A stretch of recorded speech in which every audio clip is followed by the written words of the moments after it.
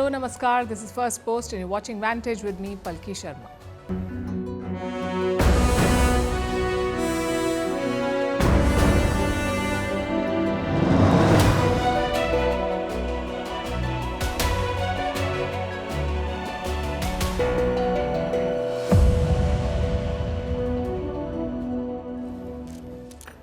These are nervous times for Europe. Their biggest ally is turning foe. Donald Trump is accusing Europe of screwing America. He's also threatening them with 25% tariffs. How will Europe respond to this? And what are their options going forward? Meanwhile, UK Prime Minister Keir Starmer is in Washington. He is bearing gifts for Donald Trump. But can he reset this decades-old partnership? Amid all this transatlantic churn, the EU president is visiting India. We'll tell you what her three objectives are. Also on the show, Elon Musk joined Trump for his first cabinet meeting, a meeting in which Trump refused to defend Taiwan from China. YouTuber Mr. Beast is raising money for his company. It's valued at a whopping $5 billion. We'll also tell you why America is grappling with an egg shortage, why an Indian court slashed highway tolls due to poor road conditions, and why Indians, especially IT employees, are struggling with fatty liver. All this and more lined up. The headlines first. In Turkey, the jailed founder of the Kurdistan Workers' Party makes a landmark declaration asking his militant group to lay down its weapons and dissolve itself. This comes just months after Ankara offered an olive branch to the group's founder, who has been held in solitary confinement since 1999. The banned PKK has led a decades-long insurgency against the Turkish state.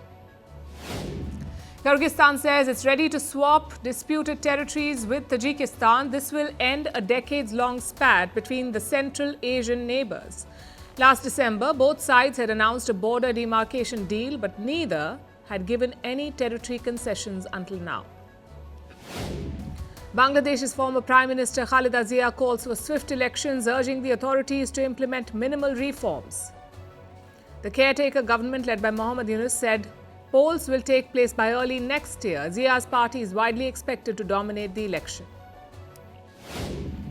Ethiopia's Prime Minister meets Somalia's president for talks. Last year, tensions escalated between the two countries after Ethiopia struck a deal with Somalia's breakaway region of Somaliland.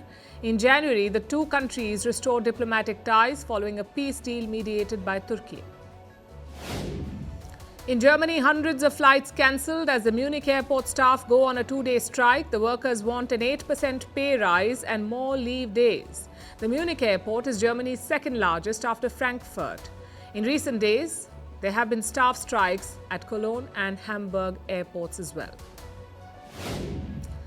And in cricket, Champions Trophy host Pakistan finish at the bottom of their group.